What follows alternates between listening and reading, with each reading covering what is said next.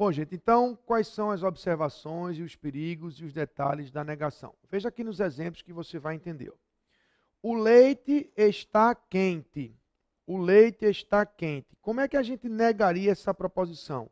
O leite não está quente, ok? A frase era afirmativa, eu neguei, botei aqui um não, ela ficou negativa.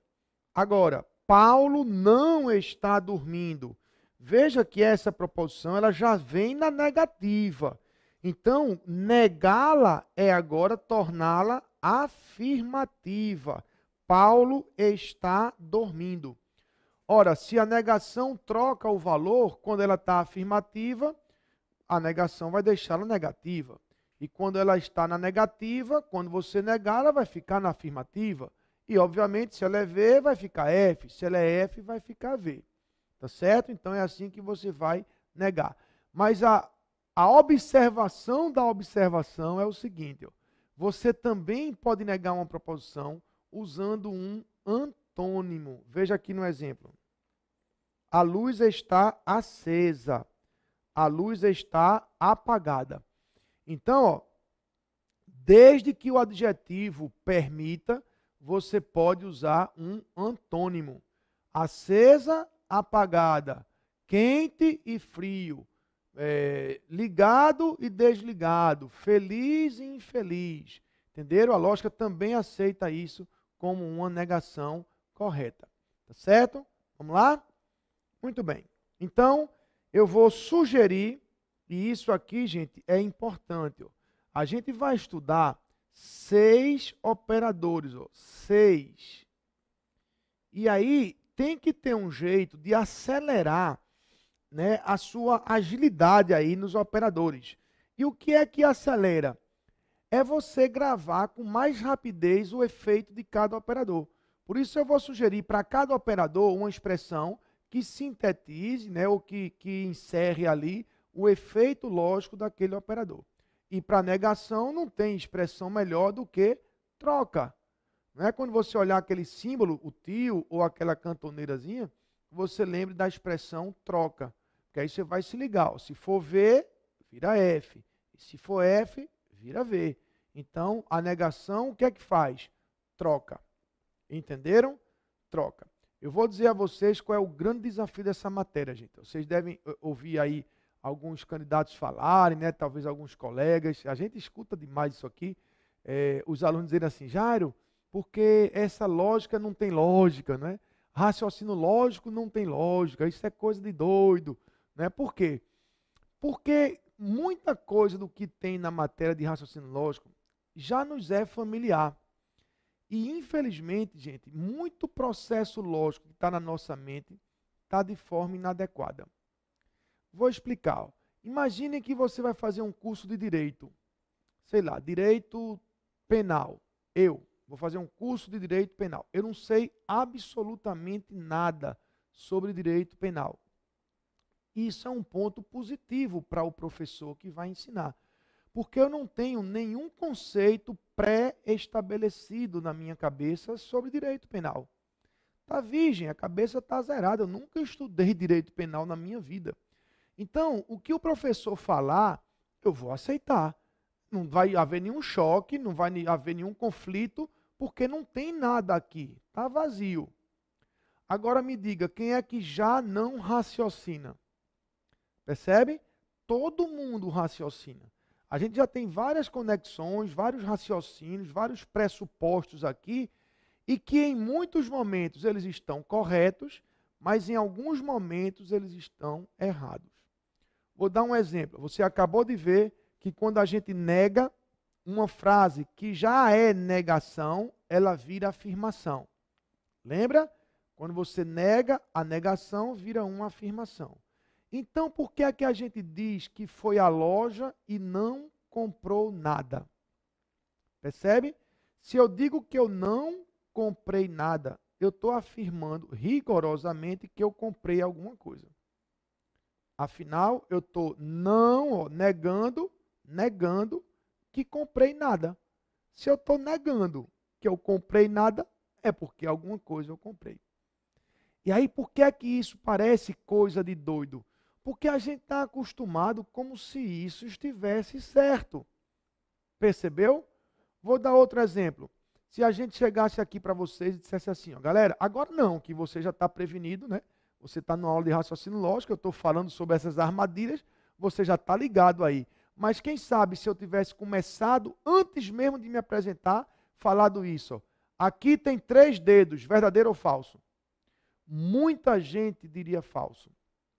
E é verdade, tem ou não tem 3 dedos aqui? Não, Jairo, tem 4. Eu sei que tem 4, mas tem ou não tem 3? Tem. Eu não estou dizendo que tem somente 3. Eu estou dizendo que tem 3. Se tem 4, tem 3. É ou não é? Então, essas coisas na cabeça da gente que já estão ali, não é? Como se fossem erros, não são. Às vezes, como se fossem corretos, não são. Eu não entendi nada. Entendeu alguma coisa. Percebeu? Porque você está negando 2 vezes. Toda vez que você negar 2 vezes, você está afirmando. Entende? Aí o que acontece? São só alguns exemplos para vocês entenderem por que é que essa matéria é tão desafiadora. A gente já tem coisas pré-concebidas em mente.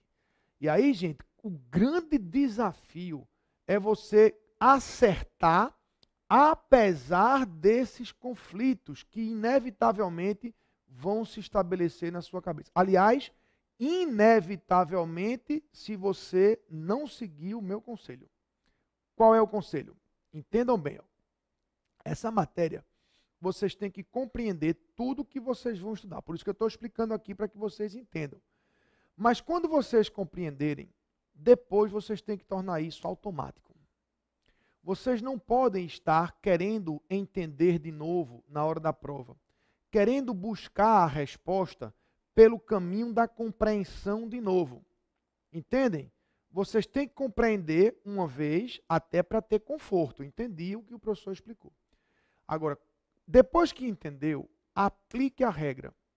Isso é a maneira de você se proteger desses possíveis conflitos que podem se estabelecer na sua mente na hora da prova. Quando a gente avançar com os operadores aqui, vocês vão entender melhor essas confusões que podem aparecer na prova. Tá certo? Então o conselho é esse. Ó. Quando você olhar o símbolo da negação, seja ele o tio, seja ele a cantoneirazinha, você pensa logo em quê? Troca. Troca. Se for V, fica F. E se for F, fica V. Pronto, acabou-se. Não é isso? Você não já entendeu? Agora aplique. Ok? Então, combinado assim, negação, o que é que faz? Troca. Aí eu sugiro que você faça um resumozinho aí. Ó, e bote primeiro operador, negação, troca. Pronto. Segundo operador, disjunção. Vamos ver agora. Aliás, conjunção. Eu falei disjunção, mas primeiro é a conjunção. Ok? É o I. Aquele que eu falei para vocês que era bem simples e aí dei alguns exemplos com ele. Tá lembrado? Olha o símbolo qual é. Ó. É um V de cabeça para baixo ou um circunflexo. Não é? E qual é o efeito lógico da conjunção? Ora, quando a gente afirma uma coisa e outra, a gente está se comprometendo com a verdade das duas. Afinal, está afirmando isso e também aquilo. Então, olha o que eu vou perguntar. Quando é que isso e aquilo vai ser verdade?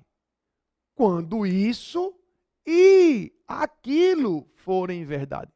É tão óbvio que a gente se confunde, não é? Ou seja, a conjunção só vai ser verdadeira quando todas forem verdadeiras. Entenderam? Então, de uma forma geral, se você está conectando uma coisa e outra, Quando é que isso vai ser verdade? Quando tanto uma coisa quanto outra forem ver. Que em termos de possibilidades na tabela, fica assim. Veja. Olha aí, tá vendo? Veja nessa tabela onde é que você tem todas elas verdadeiras. Observe, na primeira linha, ó. Se você olhar aqui, ó, na primeira linha, aqui, vocês têm as duas verdadeiras. Tá vendo? As duas verdadeiras. Na primeira linha, lá em cima, ó, tá vendo? Então, ali a composição é verdadeira. Nas outras todas, você não tem mais todas verdadeiras. Então, dá falso. Porque esse operador da conjunção só dá verdade se todas forem verdadeiras. Então, qual é a expressão que eu vou sugerir para vocês agora? Todas. Quando olhar esse símbolo do circunflexo, lembre-se da expressão todas. Todas precisam ser V para que o resultado seja V. Beleza? Eu vou anotar aqui para você ver. Essa expressão sugerida vai ser todas, para você levar aí para o seu resumo. Tá certo? Olhou e você pensa em todas. Beleza? Muito bem. E qual é a observação para esse conectivo? Veja, isso também é muito explorado nas provas de raciocínio lógico. Há outras expressões que podem substituir o i. Analise cada exemplo abaixo. Rui tem sono, mas vai viajar. Veja, quando eu afirmo que Rui tem sono, mas vai viajar, eu estou afirmando que Rui tem sono, ou não? Claro que estou. E eu também estou afirmando que Rui vai jantar, né? Viajar não, vai jantar. Que Rui vai jantar. Então, se eu estou afirmando que Rui tem sono tá vendo? E que Rui vai jantar, eu estou afirmando na conjunção. Entenderam? Então, qual é o efeito disso? Olha aqui na tela. Rui tem sono, mas vai jantar. Pode botar aqui um i, porque é a mesma coisa. Beleza? Olha agora. Ó. Embora Ana beba, não fuma. Veja. Embora Ana beba, não fuma. Está se afirmando que Ana bebe? Tá, claro que está. Está se afirmando que Ana não fuma? Claro que está. Então está se afirmando as duas coisas. Ana bebe e Ana não fuma. Portanto, isso é e também. O que é que faz? Esquece o embora e entende isso como i. Veja aqui. Embora Ana beba, não fuma. É a mesma coisa que Ana bebe e não fuma. Beleza? Ou ainda, apesar de João ser rico, não tem um carro. Está dizendo que João é rico? Sim. Está dizendo que João não tem um carro? Sim. Então, o que é isso? João é rico e não tem um carro. Portanto, não esqueça. Ó, embora, mas e apesar de, tudo isso significa para a gente i. Tá certo? Agora, como é que isso aparece na prova, Jário? Por que é que eu tenho que saber que esse mais é i? Por que é que eu tenho que saber que esse embora é i? Como é que isso eu não estou entendendo como é que na prova isso vai aparecer? Vamos aqui na tela branca que eu vou lhe ajudar. Ó. Vê. Preste bem atenção. A gente vai estudar daqui a pouco a lógica de argumentação. Vou dar só um exemplo para você entender. A lógica de argumentação. E a gente vai ver que um argumento é um conjunto de premissas com uma conclusão. Ok? Essas premissas são frases, são proposições lógicas. A conclusão também. E a gente vai aprender que uma das maneiras que existem para a gente analisar a validade de uma proposição, de um argumento, é a gente traduzir a proposição. Então, vai que aqui aparece, ó, vê, bebo, mas não fumo. Bebo, mas não fumo. A gente vai precisar traduzir isso na linguagem dos conectivos. Por exemplo, bebo e não fumo. Tá vendo? Aquele mais que apareceu ali, eu tive que saber que ele era um i, para que eu pudesse fazer a tradução correta por aquele símbolo da conjunção. Entenderam? Então, uma das necessidades é por conta disso. Você vai receber os argumentos em frases, mas vai precisar traduzir aquilo para a linguagem dos conectivos. Então, você precisa saber que conectivo é aquele. Entendeu? Mas, embora, apesar de, contudo, todavia, porém, tudo isso é i. Ok? Sem falar que algumas questões, principalmente do CESP, são só sobre isso, só uma tradução. Ele coloca lá, bebo, mas não fumo. Está corretamente representado por B e não F. Certo ou errado? Certo. Está corretamente representado assim. Entenderam? Por isso vocês têm que saber mesmo qual é a tradução de cada sentença dessa. Ok? Vamos lá? Muito bem. Então, agora a gente vai para o quarto operador, a disjunção inclusiva, e em seguida, aliás, o terceiro, né? O terceiro, disjunção inclusiva, e em seguida o quarto, que é a disjunção exclusiva. Portanto, a gente vai estudar agora duas disjunções, ok? Uma inclusiva e uma exclusiva. A disjunção, ela é um ou. E o símbolo, observe, ó, é o contrário do i.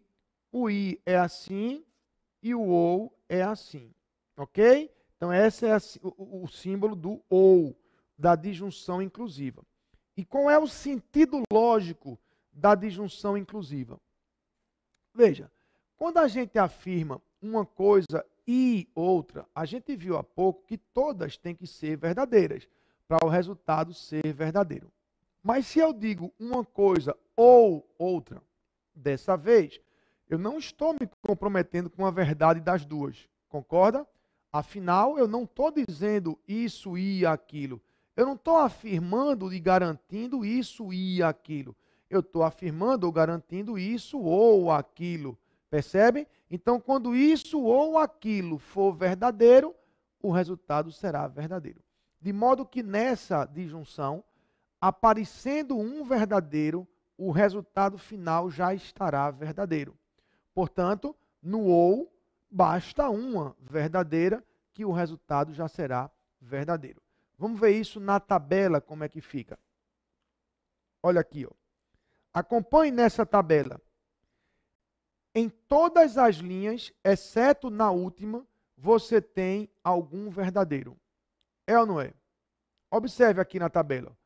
Na primeira linha tem verdadeiro, na segunda linha tem verdadeiro, na terceira linha tem verdadeiro, só na quarta que é F com F. Sim ou não?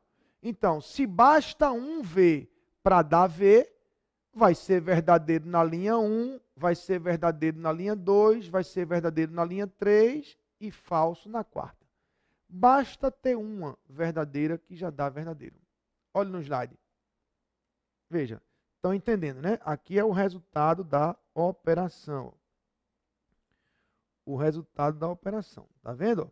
É V ou V dá V. V ou F dá V. F ou V dá V. Teve V dá V. Obviamente que aqui dá falso. Mas é claro que você não vai decorar desse jeito, não é? Você vai decorar com a sentença, a expressão que sintetiza tudo. Basta uma verdadeira, ou pelo menos uma verdadeira, e o ou já está verdadeiro. Qual é o perigo daqui? Por isso que é importante a gente ver essas duas disjunções bem juntinhas, uma da outra, para que não fique nenhuma dúvida. Muita gente, ó, é outro momento agora, outra armadilha da nossa mente. Muita gente pensa que quando a gente afirma uma coisa ou outra, a gente teria que escolher uma em detrimento da outra. Oi, Jari, não é? Afinal, tu está falando uma coisa ou outra. É, uma coisa ou outra. Isso não significa que tem que ser somente uma coisa. O escolher uma em detrimento da outra é a disjunção exclusiva. É quando eu falo ou uma coisa ou outra. agora é que só pode uma. Essa é uma casquinha de banana que muita gente erra em prova. Para você não ficar com nenhuma dúvida, eu vou dar um exemplo concreto para você entender. Faz de conta que eu trouxe aqui para vocês, sei lá, uma mesa onde eu botei aqui alguns doces e alguns salgados, ok? Doces e salgados. Aí eu digo assim para você, venha comer, tá certo? Venha se servir e fique à vontade. Coma doce ou salgado. Doce ou salgado. Percebeu? Quando eu digo coma doce ou salgado, o sentido é, mas coma. Seja doce, seja salgado. Se você quiser comer só doce, não tem problema. Se você quiser comer só salgado, não tem problema. Se você quiser comer os dois, não tem problema, mas coma. Você só não pode é não comer. Percebeu? Olhe como isso fica representado na tabela. Olha aqui. Doce, salgado. Comeu os dois. Você comeu ou não comeu? Comeu. Se comer só o doce, não quis o salgado, comeu.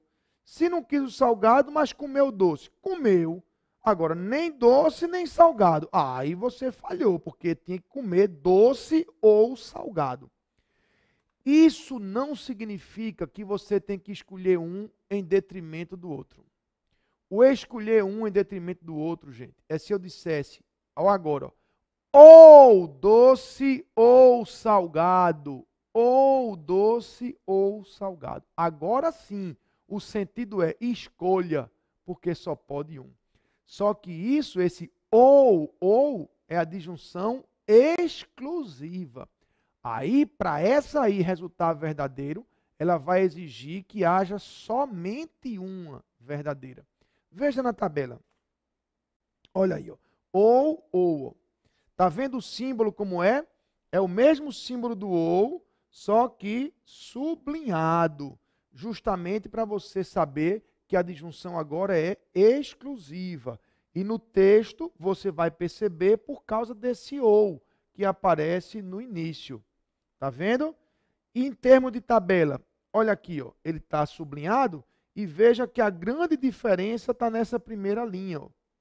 No ou, na disjunção inclusiva, aqui daria V, mas agora é ou doce ou salgado. Aí você comeu doce e comeu salgado. Não pode. Tinha que ser só um. Percebeu? Agora aqui, ó, comeu só o doce. Ah, beleza. Comeu só o salgado. Beleza. E aqui não comeu, também falhou.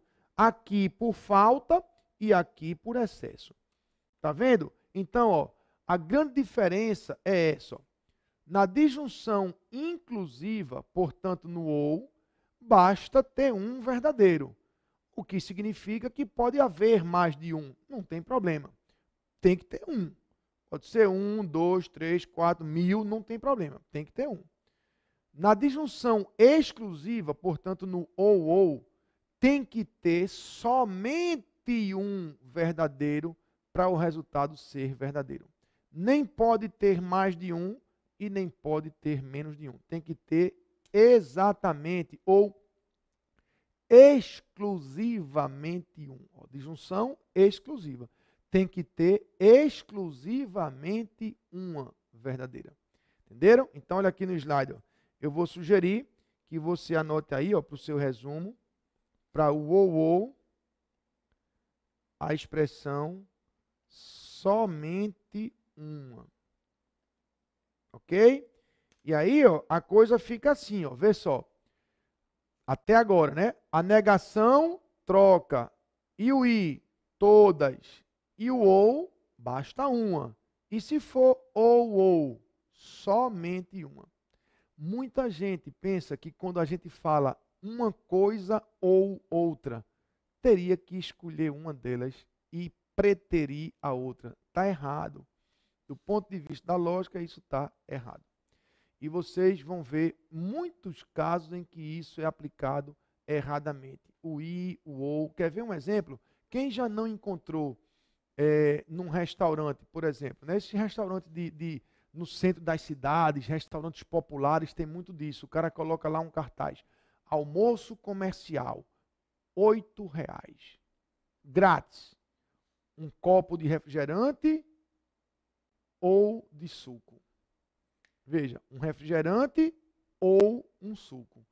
Do jeito que está ali, o cliente podia escolher os dois, não podia? Qual era o mais preciso, que não deixaria dúvida? Grátis, o quê? Ou refrigerante ou suco. Escolha, porque só pode um. Já é de graça. Se tu quer levar os dois, é. Entendeu? Então, claro que aí o bom senso vai prevalecer. Não é? Ninguém vai achar que uma promoção está na cara que aquele ou ali ele tem efeito de exclusivo. Percebeu? Ou então, quer ver? Esse erro é muito comum também. Quando se diz assim, ó, no ônibus, por exemplo, assento reservado para gestantes e idosos. Gestante e idoso. Só poderia sentar ali uma velhinha grávida, porque tem que ser gestante e idoso. Qual era o mais adequado? Reservado para gestantes ou idosos. Percebeu? Tanto pode ser uma velhinha, como pode, tanto pode ser uma grávida, gestante, como pode ser uma velhinha. Ou uma velhinha gestante, se houver. Né? Pior ainda, eu já vi assim, ó, reservados para gestantes, idosos e deficientes físicos. Ai, meu velho, nunca ninguém podia sentar ali. Porque imagina, uma velhinha, grávida, coitada, ainda mais deficiente, é bronca, não é? Então, ia viver vazio o assento. Entenderam? Era para ser gestantes, ou idosos, ou deficientes físicos.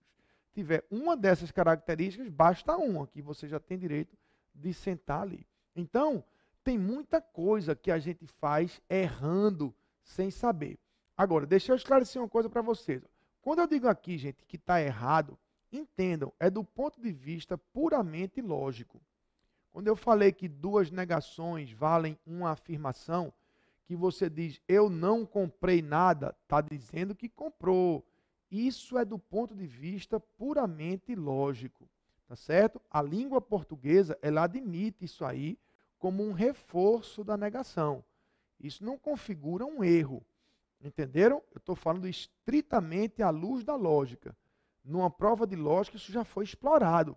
Eu me lembro uma vez que em uma prova, o enunciado trazia assim, ó, era um depoimento de um testemunho de um crime, e ele disse lá para o delegado no seu depoimento que não vi nada. E assim não tenho nada a declarar. Ora, se ele disse não vi nada, viu alguma coisa. É ou não é? Não tenho nada a declarar. Tem a declarar alguma coisa. Mas veja o cuidado, a banca botou. Do ponto de vista puramente lógico, ainda disse assim, ó, embora a língua portuguesa admita a dupla negação como um reforço da negação, do ponto de vista puramente lógico, a testemunha do crime falou que, e aí estava lá na alternativa correta, viu algo e tinha algo a declarar. Entenderam? Então, quando eu digo assim que é errado, entendam, é do ponto de vista puramente lógico. Beleza? Muito bem, mas não tem nenhum operador que traga mais confusão do que o próximo, o se, então, o condicional. Esse é o que está mais desarrumado na cabeça da gente. Esse daí é o que as pessoas fazem mais confusão e erram com praticamente 100% das chances, das vezes, em que empregam isso aí, quase sempre estão empregando de maneira errada. Por quê? Não é por outra razão. É porque na cabeça da gente isso já está concebido de forma errada. Entenderam? Esse conectivo agora vai deixar muito claro para vocês aquilo que eu falava no começo. Compreendam tudo aqui no curso, mas na hora da prova, gente, apliquem essas expressões sem perder tempo, porque senão você vai dar margem para se estabelecer o conflito e provavelmente vai errar a questão. Ok? Então segura aí, que daqui a pouco, no quarto bloco, eu trago para vocês o quinto e o sexto operadores.